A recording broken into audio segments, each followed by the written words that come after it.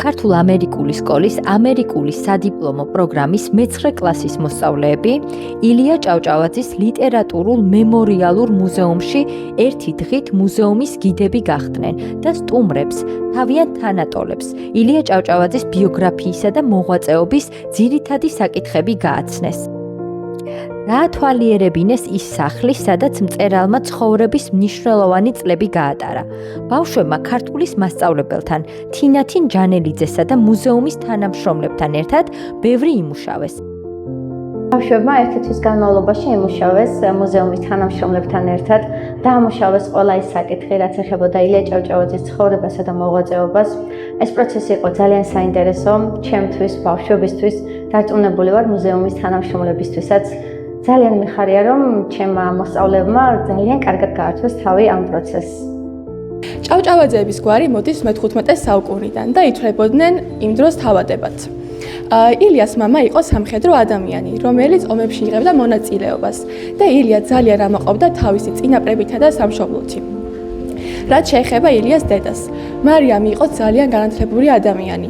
თურმე მას მზითვად მოყოლია ბიბლიოთეკა და რაც კი მაშინ ყველა ლექსი იყო დაბეჭდილი, ზეპირად იცოდა. და ბავშვებისთვის წერა-კითხვა, სახარებითა და ვეფხისტყაოსნით უსწავლებია. ეხა იმყოფებით ილია ჭავჭავაძის კაბინეტში. ზედაპირულად რომ დახედოთ, დაინახოთ კაბინეტი არის სავსე წიგნებით და კარადებით, მაგრამ სანამ გადავთ, შემიძლია გესაუბროთ ილია ჭავჭავაძის სამუშაო სივრცეზე. ეს არის ილია ჭავჭავაძის სამუშაო მაგიდა, მაგიდის უკან დგას დიდი სავარძელი, სადაც იგი იკავებდა ადგილს და მუშაობდა. ეხა შედარებით მაგიდა დალაგებულია, მაგრამ მუშაობის პროცესში ეს მაგიდა იყო ქაოსში, სულ წიგნებით სავსე, ფურცლებით, გაზეთის ორიგინალებით, მაგრამ ყოველთვის ედო ვეფხისტყაოსანი. რადგან ილია ჭავჭავაძეს ძალიან უყვარდა ვეფხისტყაოსანი, ეხაც კიდევს და ილია ჭავჭავაძეს აზრით ვეფხისტყაოსანი არის ჩვენი ეროვნული ღირსება და სახსოვარი, რაშიც მთლიანმა ერმა ჩადო თავისი ცრემლი და სიხარული. ამავე პერიოდში დაიწყო ფოლკლორული ნაწარმოებების დაწერა.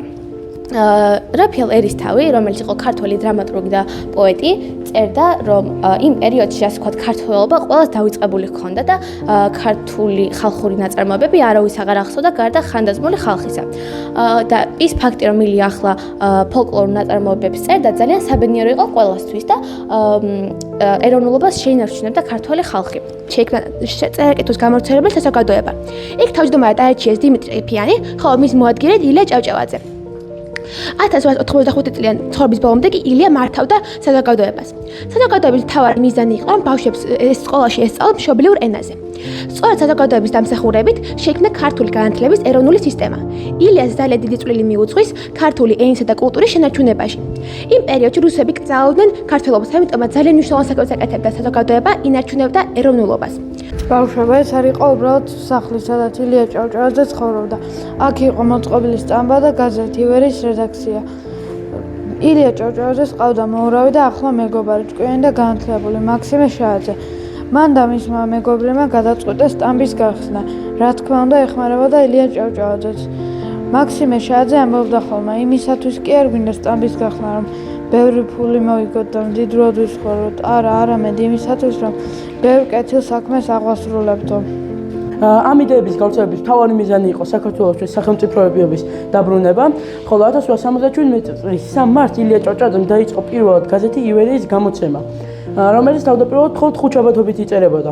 ხოლო 1886 წლიდან გაზეთმა „ივერიამ“ შეიცვალა თემა და უკვე იწერებოდა საპოლიტიკო და სალიტერატურო თემები. ყოველდღიურად გამოდიოდა ასევე და იმიტომ გამოდიოდა ყოველდღიურად, რომ ყველა გლეხი შეძლებოდა ყიდვა და ასევე ღირდა 15 კაპიკი. ხოლო 1902 წელს გაზეთი „ივერიას“ მიხეილ წერეთელს გადააბარა ილია ჭავჭავაძემ და მისი რედაქტორობით იწერებოდა. გაზეთი „ივერიის“ გამოცემის მთავარი მიზანი იყო საქართველოში არსებული პრობლემებზე დაკვირვება და შემდეგ ამ პრობლემების გაზეთი „ივერიის“ სახით გამოცემა. ჩვენ ცნობილია ელისაბედ საგინაშვილმა ეს სახლი მწერალთა კავშირს უანდერძა. თავიდან აქ მხოლოდ მწერლები ცხოვრობდნენ, შემდეგ კი რიგითი ოჯახებით შეისახლეს, რის გამოც სასადილო ოთახის გარდა მემორიალურ სივრცე სრულიად განადგურდა. თქვენ სიაში წარმოდგენილი სასადილო მაგიდას კამები, ჭურჭლის კარა და კომოდი სრულიად მემორიალური გახლავთ.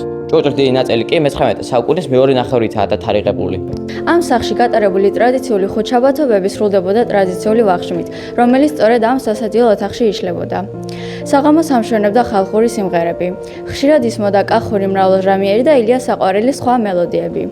როგორც ილიას თანამედროვეების მოგონებებიდან ვიგებთ, მას დიდად ხმა არ ქონია, თუმცა იგი მაინც ცდილობდა ემღერა. მას განსაკუთრებით უყვარდა მუმლი მუხასა და ურმული. იგი ბოლო წლებში მღეროდა კიდეც ერთ-ერთ ქართულ ხალხურ სიმღერას „ბერი კაცი ვარ, ნუ მომკლო“. სუჩაბა დღეს აქ იკრიბებოდნენ ცნობილი ქართველი საზოგადო მოღვაწეები. ისინი ფინჯან ჩაისთან ერთად განიხილავდნენ იმდროინდელ პოლიტიკურ, ეკონომიკურ და კულტურულ საკითხებს.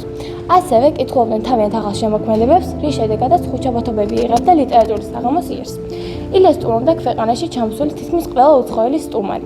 სწორედ ამ ხუჩაბათობებსაც ჩაეყარა საფუძველი მრავალ კულტურულ წამოწყებას. რედაქციაში ხშირად იმართებოდა კრებები, სადაც განიხილავდნენ რა იყო საქართველო ადრე, რა არის ახლა და რა ელის მომავალში. დიდებული იყო სანახავი თუ როცა უყურებდი როგორ განიხილავდნენ და საუბრობდნენ ერთმანეთში. ხუჩაბათობებს ხშირად ესწრებოდნენ ცნობილი პოეტები, როგორებიც არიან იაკობ გოგებაშვილი, ექვთიმე თაყაიშვილი და სხვა. და საბოლოოდ ხუჩაბათობები სრულდებოდა ქართული ტრადიციული ვახშმით. მუზეუმის ყველაზე მყუდრო სივრცეა. როგორც მოგონებებიდან ვიცით, ილია და ოლღა აქ ისვენებდნენ დროს ერთად ატარებდნენ. რესტავრაციის კედლებზე აღმოჩენილია მწვანე საღებავი, რომელიც დამახასიათებელი იყო მე-19 საუკუნის ინტერიერისთვის. ოთახის დეკორიც აღდგენილია ძველი ფოტოების მიხედვით და ავეჯი ეპოქალურია. ეს ოთახი ეკუთვნოდა ილიას დას, ელისაბედ საგინაშვილს. ეს იყო მისი საძინებელი ოთახი. ის არისტოკრატი ქალბატონი გახდა, ტრადიციული, ხოლო ილიას მეუღლე კი ოლღა გურამიშვილი ევროპული ყაიდის ქალბატონი გახდა. მისი სამოსიც უმეტესად ევროპული იყო. ხოლო თურმე ელისაბედი თავის გარდაცვალებამდე ჩიხტიკობით ეროვნული სამოსი იყო გამოწყობილი. ამ სახლის ორდიასახლის ჰქონდა განსხვავებული გემოვნება. მუზეუმის გახსნის შემდეგ ოთახში წარმოდგენილია ევროპული და აზიური სივრცე, რომლის ნაზავს წარმოადგენდა ილიას ეპოქა. ილია ჭავჭავაძის დროს 19 საუკუნეში რუსეთს ყავდა საქართველო დაპყრობილი. ქალებს ჰქონდათ მცირე შანსი განათლების მიღების. სკოლები უმეტესად ბიჭებისთვის იყო. მმართველობის წესებით ქალებს განათლება არ შეეძლოთ რომ მიიღოთ. ილია წერს და თვლის, რომ ქალებს უნდა ქონოდათ იგივე განათლების უფლებები, რაც მამაკაცებს. ილიასა და სხვა რეფორმატორების სამსახურებით ქალები დაიწყეს სწავლა უმაღლეს სასწავლებლებში, უმეტესად რუსეთში. და ხაზგასმით აღნიშნა, რომ ქართულ ენას სჭირდებოდა რეფორმა, რადგან არსებობდა ისეთი ასოები, რომელსაც ფუნქცია აღარ ჰქონდა და ისაუბრა იმაზე, თუ როგორ ავნებს ცუდი თარგმანი ქართულ ენას. ეს სიტყვები უფროს თაობას არ მოეწონა და დაიწყო პირველი დაპირისპირება უფროსა და ახალგაზრდა თაობას შორის.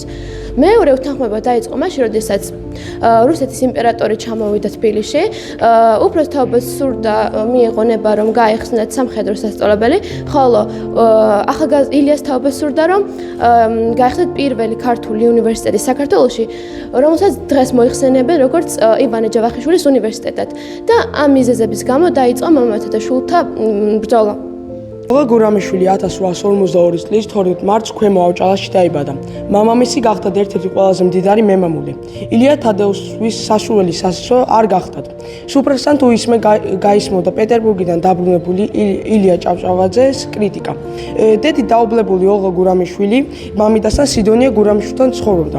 სწორედ იქ მამიდასთან მოკრა ყური პირველად ილია ჭავჭავაძეზე, რომელიც ახლახან დაბრუნებული იყო პეტერბურგიდან. ილია ჭავჭავაძემ და ოლღა გურამიშვილმა ერთმანეთი 1863 წლის იანვარში გაიცნეს. პირველი ინიციატივა ოლღა გურამიშვილმა გამოიჩინა და თავისი მეგობრის ნინო ორბელიანის ხელით ილია ჭავჭავაძეს წერილი გაუგზავნა და პასუხად ეს მიიღო. მითხარით სად შევხვდეთ, დროის გამო ნუ სწუხდებით, დროს ყოველთვის მოვნახავ, ოღონ ერთი დღით ადრე მაცნობეთ. ეს არის პირველი იმ 240 წერილიდან, რომელიც ილია ჭავჭავაძემ გაუგზავნა ოლღა გურამიშვილს. ამ წერილებს ოლღა გურამიშვილი სიკვდილამდე ინახავდა. იცოდეთ, მომავალში სიყვარულისა და ერთგულების მეც ვერაფერს შემოგთავაზებთ. მართალია, ადამიანები ამორი რამითაც არიან ბედნიერები, მაგრამ მითხარით, თქვენ თუ გჯერათ ასევე. მართალია, მე ჩემი თავისა სიღარიბისა და შრომისათვის გადამიდვია. მართალია, არც ერთისა და არც მეორის არ მეშინია, მაგრამ არც თქვენ გეშინიათ მისი? თუ არ გეშინიათ, მე თქვენი ვარ, ესე იგი შენი ვარ. ჩემო ანგელოზო, რატომ ღელავ ჩემო მეგობარო? რისი უნდა გეშინოდეს? სიტყვას ვაძლევ ჩემს ოლიკოს, რომ მის თავს ვერავინ წამართმევს. მე ახლა წაგიკითხეთ რამდენიმე წერილი ოლღა გორამიშვილის და ილია ჭავჭავაძის. ეს არის ილია ჭავჭავაძის ცხოვრების ბოლო პერიოდები. 1907 წელს გაიხსნა პეტერბურგში სახელმწიფოს მეორე საბჭო და დასრულდა 5 ივნისს. ილია შემდეგ საქართველოში დაბრუნდა, თუმცა ოჯახის წევრები და მეგობრები საქართველოში დაბრუნების წინააღმდეგი იყვნენ პოლიტიკური სიტუაციის გამო. ილია დაბრუნდა და ზაფხულის ბოლომდე დარჩა საგურამოში. 21 აგვისტოს მოიწვია მისი მეგობარი არტურ ლაისტი, ცნობილი გერმანელი მწერალი და არტურ ლაისტმა ეს დღეები აღწერა. თურმე ეს ილიას ცხოვრების ბოლო პერიოდები იყო, თუ დაგაინტერესებთ ეს სტატია, შეგიძლიათ გაიცნოთ ილია ჭავჭავაძის ბოლო დღეები. ეს სტატიას 1907 წლის 30 აგვისტო ილია ჭავჭავაძის გარდაცვალების დღეა. მას წიწამურის გზაზე დაუხვდა დაქირავებული მკვლელები, მაგრამ ჩვენთვის დღემდე უცნობია თუ ვინ შეუკვეთა ილიას მკვლელობა. ილია მეუღლესთან ოლღა გურამიშვილთან ერთად მიემგზავრებოდა თბილისიდან საგურამოში, როდესაც წიწამურის გზაზე მას გიგო ბერბიჭაშვილის ბანდა დახვედრია და იარაღი მიუშველეთ ეტლისთვის. მათ ეტლის შეჩერება უბრძანებიათ. ილია წინან გადმოიწევდა თქვა, ილია ვერ არ მისროლთ. ილია რომ ხარ სწორედ ამიტომ უნდა გესროლთო. ასევე ბანდიტებს სასტიკად უცემიათ ოლღა გურამიშვილი. ილიას მკვლელებს რომ შეეძლოთ საქართველოსაც მოკლავდნენ. ვაჟებ შავე ლამპოს. დოკუმენტებზე დაგზავნით ილიას მკვლელობა განსაზღვრული ჰქონდათ ბოლშევიკებს და სოციალ-დემოკრატებს, რადგან ილია ჭავჭავაძე ხმამაღლა გმობდა მათ პოლიტიკურ გზებს. წიწამურში რომ მოკლეს ილია, მასში გათავდა ეპოქა დიდი. ასე შეაფასა გალაქტიონმა ილიას სიკვდილი. ილია ჭავჭავაძე არის დღემდე ისტორიაში ყველაზე მნიშვნელოვანი ფიგურა. მას დიდი წვლილი მიუძღვის ქართველთა თვითშეგნების ამაღლებასა და გამოღვიძებაში. ძალიან კარგები ხართ, მეტით მადლობას მოგახსენებ და აი კიდევ რომ გააგრძელებთ, მე მოდით და აი ისე კარგად შეგესწავლოთ ილია, რომ ჩვენთვისაც კი საინტერესო ამბები თანამშრომლებისთვის კი ბატონო მოგეთხროთ. ძალიან დიდი მადლობა მინდა გადაგიხადოთ თვითონ თქვენთაგანს, თქვენს პედაგოგს. პირველი დარბაზიდან მოყოლებული გულდასმით და დიდი ინტერესით გისმენდით. და ერთ-ერთ უთხარი კიდეც, რომ სამსახური პედაგოგ ექსკურსია მძღოლის თქვენ ფაქტობრივად უკვე შეგიძლიათ რომ თავისუფლად მიიღოთ. კი, ნამდვილად. და ვიტყვი რომ მართლაც საინტერესო პროექტი გამოვიდა. ჩვენ ახლა ერთობლივად ვაკვირდებოდით ამ პროექტს რა და როგორ იქნებოდა. ეჭვი არ მეპარება რომ ალბათ თქვენთვისაც საინტერესო იყო ეს პროცესი, იმიტომ რომ ესე ჩანს კიდეც თქვენს გამოსვლებში და ასევე დიდი იმედი მაქვს რომ ვინც გვესწრებოდა და ისმენდა, მათთვისაც ეს ძალიან საინტერესო იქნებოდა. ასე რომ ყველას ძალიან დიდი მადლობა კიდევ ერთხელ.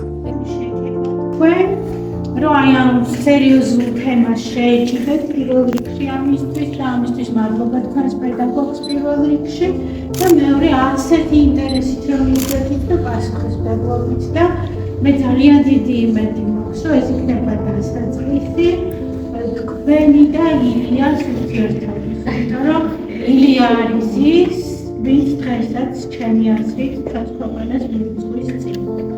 დიდი მადლობა თქვენ ამ პასუხისმგებლობისთვის, რომელიც გამოიჩინეთ, ჩართულობისთვის, ინტერესისთვის და ძალისხმევისთვის, რომელიც გვაჩვენეთ ნამდვილად საქმეს.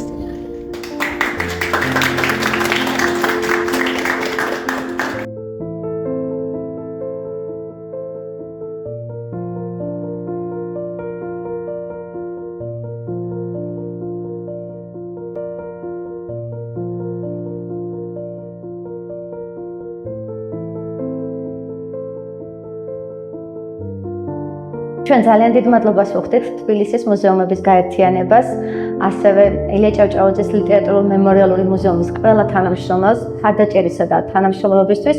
ვფიქრობ, ჩვენი ურთიერთობა კვლავაც გაგრძელდება.